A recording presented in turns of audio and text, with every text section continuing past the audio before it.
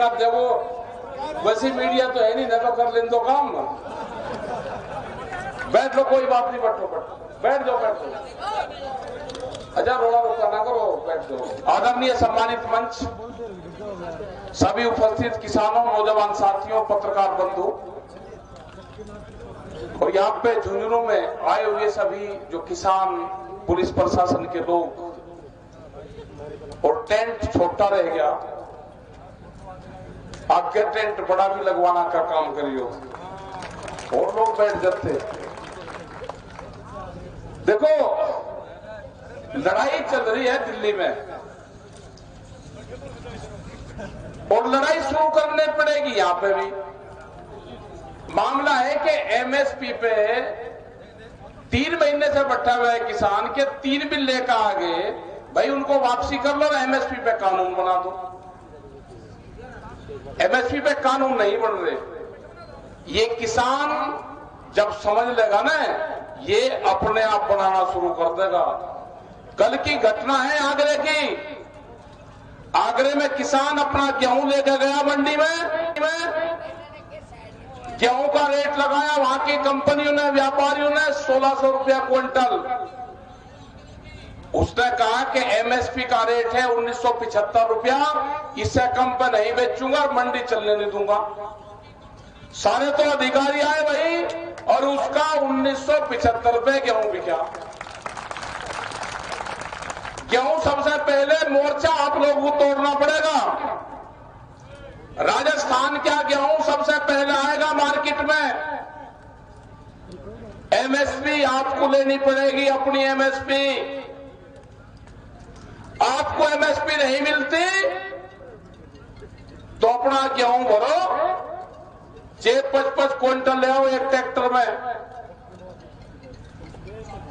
20 quintal गेहूं डाल लो और उसके आदमी बैठ लो। क्योंकि ज्ञान सबको होना चाहिए कि क्यों नहीं मिल रहा। एक मंडी में है, उसमें पूरा एमएसपी पे भाव मिलता है। उस मंडी का नाम पता आपको कहां है? वह मंडी है दिल्ली के अंदर। अगर यहां पे भाव नहीं मिलेगा, आप ट्रैक्टर लेकर यहां से चल देना, अपना बोरिया बिस्तर लेना, पार्लियामेंट के अंदर आपका पूरा भाव मिलेगा, वहां पर तुलाई होगी किसान की। या दिल्ली सरकार सुधर ले, कान खोल के सुन ले। अगर कोई पुलिस प्रशासन का लोग उसको जहां पे भी रोकने की कोशिश कोई विभाग करेगा, उसको एमएसपी पे खरीद करनी पड़ेगी, जो भी विभाग तो लगा खुद लगा। आप अपना अनाज लेकर चलो। आपके साथ में बहुत धोखा बहुत दिन से हुआ। आपको भी ज्ञान प्राप्त होगा कि दिल्ली में लोग क्यों बैठे। दिल्ली में जनसंख्या भी बढ़ेगी। आपने गेहूं काट के और अपना 5 क्विंटल अनाज लेकर चल देना आप दिल्ली की तरफ को। एक टोली 15 आदमी या 10 आदमी और अपना बैठ के होलियो दिल्ली की तरफ को। जो भी आदमी ये कहना प्रधानमंत्री ने कह रखा कि देश में कहीं में भी बेच सके, ये नहीं मना करेगा दिल्ली में नहीं बेच सकता। ये कहियो कि दिल्ली में बेचने जा रहा है या तो इसको खरीद लो। जो जहां रोकेगा उसकी खरीद कर लगा वही। और नहीं तो दिल्ली की मंडी बहुत बढ़िया है, जाते ही बिकेगा। पार्लियामेंट से पहले रुकना ही नहीं, जो जहां रोका वही रुक जाओ सड़क पर। ये काम करना पड़ेगा। और ये झुंझुनू क्रांतिकारियों का जिला है। बहुत लोग शहीद हुए हैं, जिन मुसलमानों को देश का गद्दार बताया जाता है। यहाँ पे वे गांव भी है कि देश में सबसे ज्यादा एक गांव है, उसमें शहीद मुसलमान हुए हैं। ये सबक बताना पड़ेगा। उनकी शहीदों की फोटो लेकर आनी पड़ेगी आपको फिर मोर्चे तोड़ने पड़ेंगे। ये तो क्रांतिकारियों का जिला है। शहीद करने राम देवाराम, इन्होंने जो सामंतीवादी प्रथा थी उसके खिलाफ आंदोलन चलाए, उसमें शहीद ये लोग हुए। दूसरे हुए बाबूराम, 1988 में टिकैत साहब की बरसी में आए थे। यहाँ पे 12 फरवरी को यहाँ पर टिकैत साहब आए। उनके प्रोग्राम में जब उनकी बरसी हुई तो उस पर लोग वे आए थे यहाँ पे। तो आपको निकलना पड़ेगा और ये मोर्चेबंदी आपको तोड़नी पड़ेगी, नहीं तो दिल्ली सरकार सुनने वाली नहीं है। अगर अब की बार भी मोर्चेबंदी नहीं टूटी, अब की बार भी देश में एमएसपी नहीं मिली, तो जो 70 और 60 और 50 साल से हम आधे में अपनी फसलों को बेच रहे हैं, फिर बेचना पड़ेगा। और कभी हमारे जो बच्चे हैं ये माफ नहीं करेंगे। अगर आंदोलन फेल होता है तो देश का किसान फेल होगा, देश का नौजवान फेल होगा, देश की महिलाएं फेल होगी, जो 350 से सिलेंडर 800 रुपए बचा लिया। आपके साथ में आएंगे। हमने नारा दिया था कि टैंक और ट्रैक्टर साथ चलेंगे, नहीं चलने दिया। कोई बात नहीं,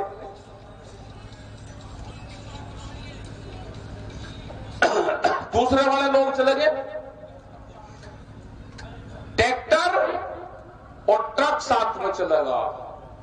इन पे भी अत्याचार है, ट्रक वालों पे भी। डीजल बहुत महंगा हो गया, बहुत भयंकर लुटाई है उनके साथ में भी। वे भी ट्रांसपोर्टर सब आपके साथ में आना चाहते हैं। क्या क्या रेट डीजल का हो गया, क्या करेंगे वे लोग? महंगाई का क्या हाल हो गया, नौजवान का क्या होगा? ये सारे सवाल हैं।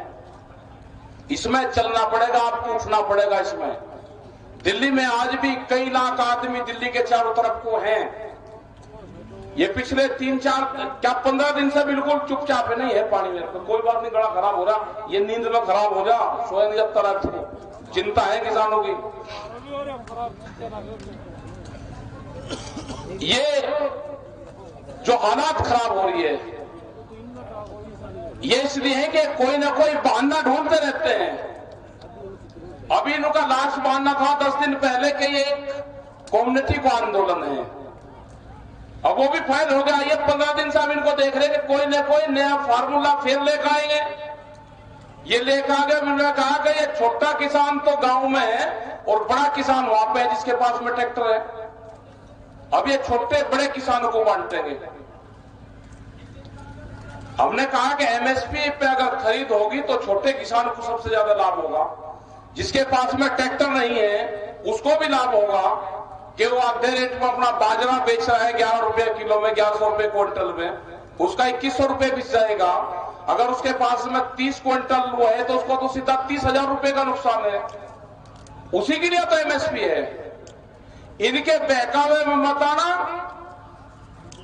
ये कौन कौन से फार्मूले लेकर आएंगे, ये क्या क्या आप लोग कहेंगे, इनके उसमें मत आना। गर्मी यहां पर बहुत रहेगी जब आप ये गेहूं की कटाई करोगे, लेकिन अपना तिरपाल डाल के आप दिल्ली के जरा मोर्चा शाहजहांपुर वाला को संभाल लेना, हरियाणा में वहां पर लगा देना, वे रोक देंगे।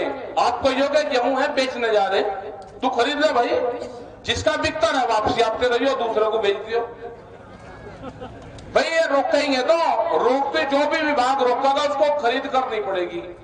हमको इनको उलझाना पड़ेगा पूरी सरकारों को, और ज्यादा तरीके से इनको घेरना पड़ेगा। ये बगैर घिराई के नहीं मानेंगे।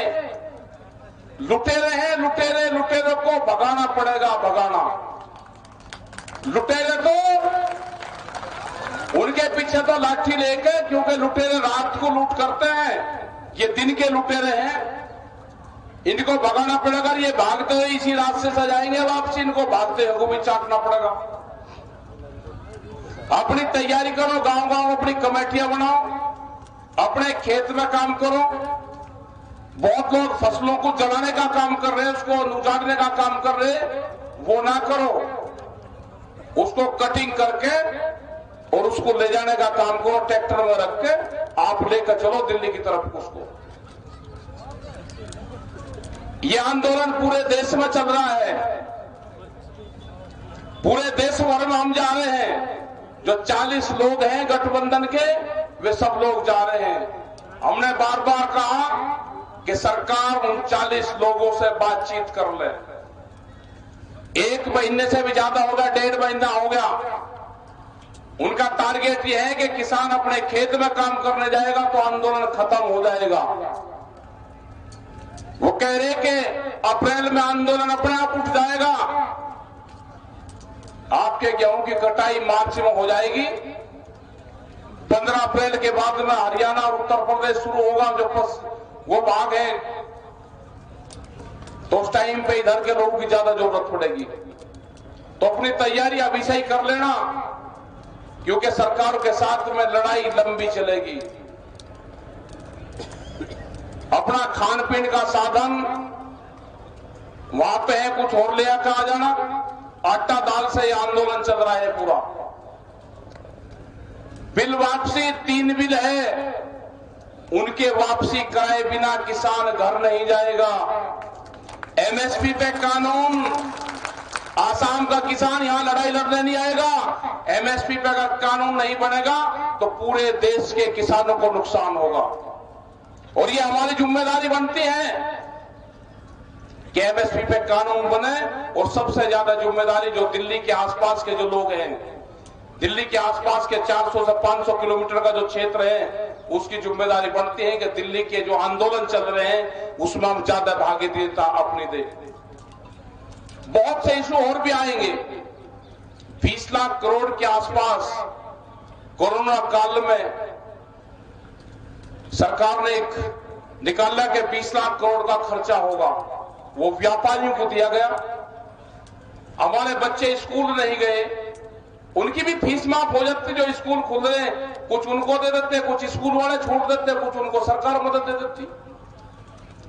पूरी फीस ली गई, एक भी पैसे की मदद नहीं करी गई। बच्चा स्कूल नहीं गया, फीस पूरी देनी पड़ी। यही हाल महंगाई का है। क्या हाल होगा भाई? कल उत्तराखंड में थे, पूरा पहाड़ के पहाड़ बर्बाद हो रहे हैं। बेरोजगारी, करोड़ों लोग जो नौजवान हैं, जो नौकरी की तलाश में थे, सब नौकरियां खत्म होती जा रही। बीएसएनएल जैसी संस्थाएं हमारी जा रही। रेलवे के बहुत कर्मचारी आने वाले टाइम पर निकाल ले जाएंगे। जो रेल नहीं चल रही, इनका पूरा मसौदा बनना है कि रेल लोग को बेचा जा रहा है, उनके रूट डिसाइड हो रहे हैं। और जो भी रेल चलेगी, एक आधी रेल चल रही है, उसको भाड़ा 10 गुना बढ़ गया उसका भाड़ा। रेल तो गरीब आदमी की भी थी, बिना पैसे वाला भी उसमें चल जाता था। और भी बहुत विभाग जा रहे हैं। किसानों का विभाग, इसको भी एक विभाग मानना, आमदनी का साधन मानना। इस पे सर्वे भी है किसानी पे। ये कंपनियां सर्वे करके दिया, इन्हें कहा कि कौन सा व्यापार अब हो सकता है। उन्होंने कहा कि दुनिया में एक व्यापार है, वो व्यापार है भूख का व्यापार।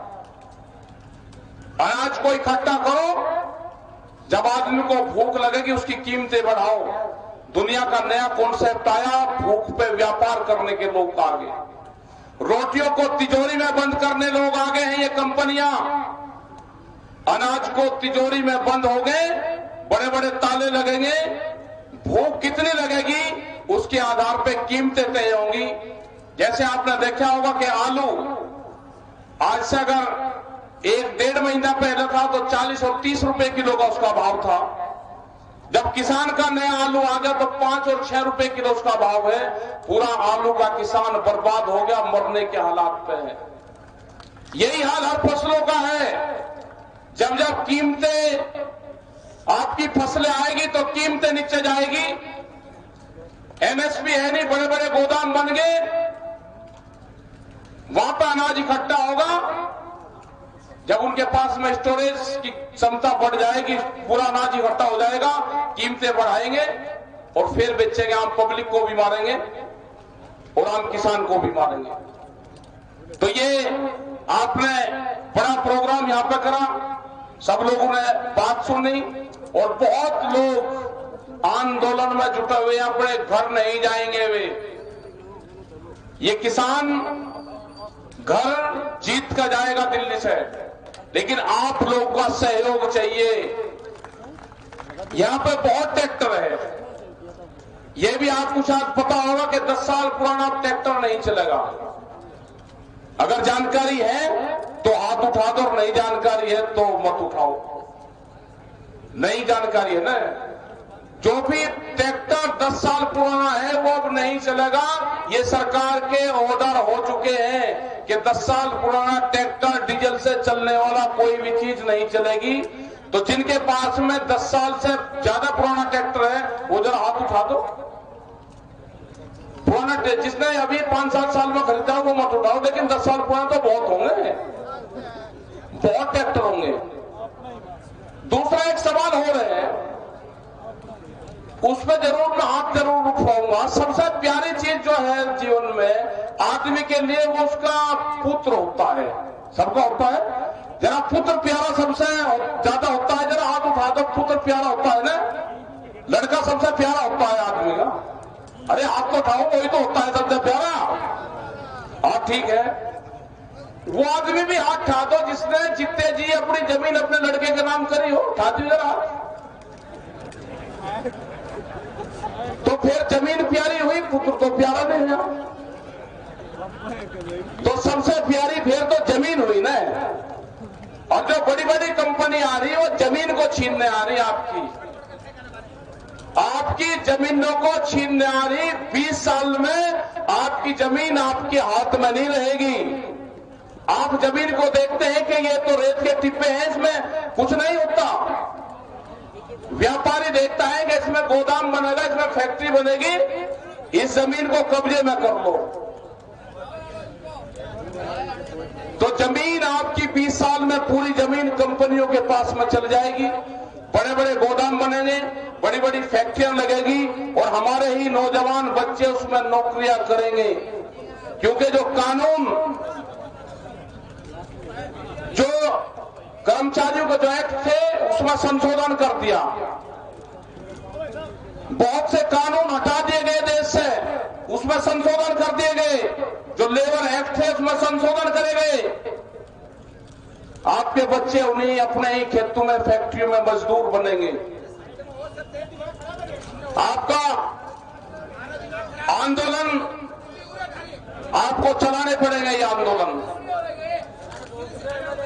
आंदोलन की रूपरेखा आप लोगों को बनानी पड़ेगी। संयुक्त मोर्चे की आपको मीटिंगें करनी पड़ेगी। जो 40 लोग हैं, देश की जनता ने उन पर विश्वास किया है, आप लोग उन पर विश्वास रखो। कोई भी कमजोर कड़ी नहीं है। सरकार ढूंढने की कोशिश कर रही, लेकिन नहीं है कोई भी कमजोर कड़ी। आप लोग यहां पर आए, सब लोगों को आपका धन्यवाद है। राजस्थान का धन्यवाद है और झुंझुनू जिले का धन्यवाद है। जो कमेटी के लोग हैं यहाँ पे, उन सबका धन्यवाद है। जय हिंद, जय भारत, जय राजस्थान।